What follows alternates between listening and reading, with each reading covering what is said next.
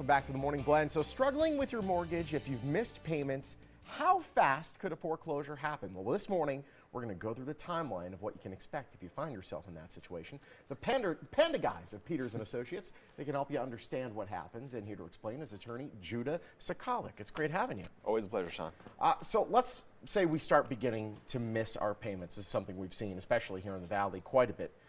What's the fastest time that a bank can foreclose on you? Fastest, probably around 4 to 6 months, somewhere around there. Does it happen often at that speed? No, it normally does not happen that quickly because there's several roadblocks that the bank must overcome before they're going to foreclose. So the most important thing is just to not put your head in the sand when you get scary letters or notices on your door. Because it's just like going to the doctor's office. If you ignore it, it doesn't mean it's not there. No, it's going to get worse. It's going to get worse. That's right. There's something called the Homeowner Bill of Rights, and it kind of sets a guideline as to how these foreclosure, this process should work. Tell us about this. Great. Well, first of all, the Nevada Homeowners Bill of Rights does not apply to all banks. That's the first thing we need to know. So the big 5 banks, Bank of America, Wells Fargo, Chase, Citi, those are not going to have to comply with the Nevada Homeowners Bill of Rights. Okay, it applies more to the mid-level servicers. I see. The Nation Stars, the Bayviews, things like that. But it sets out a procedure for them to foreclose. So first they have to send you a notice of intent to accelerate. Right, so you'll get an acceleration letter, which essentially says, homeowner, we're calling the whole loan in right now. You have to pay us the whole $200,000 or whatever's due. If you're not paying the $1,000, $1,500, chances are you won't be able to pull that. Yeah, got to laying around somewhere. Yeah. But it's supposed to scare you, right? These are all debt collectors. They're trying to collect a debt, and they're going to say anything to try to do that. So after that will come a notice of default, breach, and election to sell. And that's the official start of foreclosure in the state of Nevada. It has to be recorded with the Clark County Recorder's Department. So that first one is kind of like a warning shot. It's a warning, and you'll get a lot of those, right? You'll get a couple of those, definitely. But what you don't want to do, once again, is ignore it. You know, go seek advice, go seek counsel, and find out what your rights are. But after that will come the notice of default, and then you can elect in to the Nevada Homeowners Mediation Program, Foreclosure Mediation Program. It seems a lot of times, especially when we had this huge influx of foreclosures, and it seems to be we're like at a double dip where they're starting to increase again. Right. The banks would allow people to stay in their homes for a long time before foreclosing. Why were they dragging their heels? Well, because there were a lot of new laws coming into effect. So one was the National Mortgage Settlement of 2012, which affected the big 5 banks. The second one was the Nevada Homeowners Bill of Rights, which essentially took that National Mortgage Settlement and applied it to the smaller banks. And that happened in 2013. So there were a lot of new laws, and the banks had to adjust to those laws, which slowed down the foreclosure process. But they have adjusted, and now they're starting to foreclose quicker. Oh, well, great news. So then we have to hurry with this. Then Yeah. There's another notice. This one is like dun dun dun.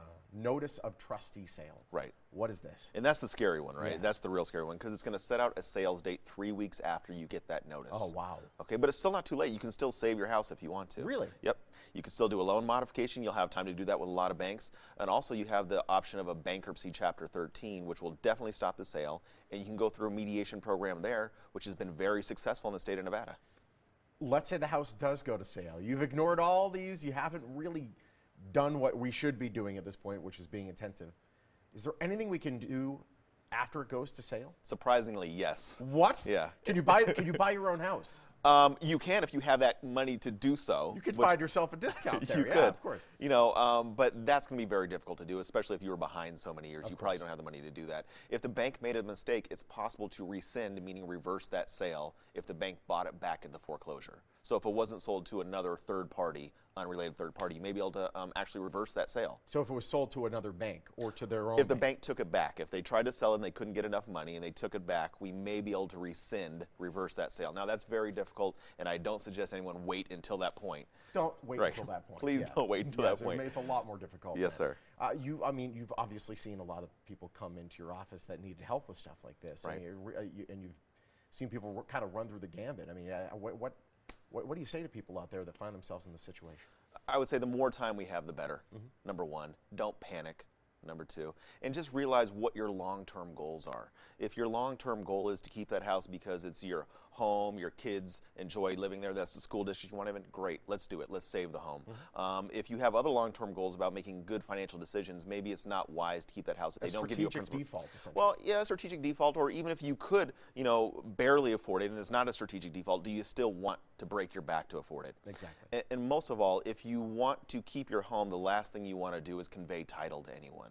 So there's a lot of short sale stay, short sale buyback things. Those are risky, okay? And we only want to use that as a last option to keep your house. Okay. Right. So how do we set up an appointment? What should we bring to you to kind of figure out where we stand? The most important thing to a free consultation with us is just bring in the mortgage statement. Okay. And a good idea of how much money you make. And then I can evaluate you on what I think the options are. And I always give worst case scenarios on things. So my job is not to sell people, my job is to give them advice, and I'm going to give you worst case scenarios. A lot of times we do better, but I want you to know what you're in for. Let them know the range of what they can expect. That's right. It's great having you. Thank you so much, Drew. Always a pleasure, Sean.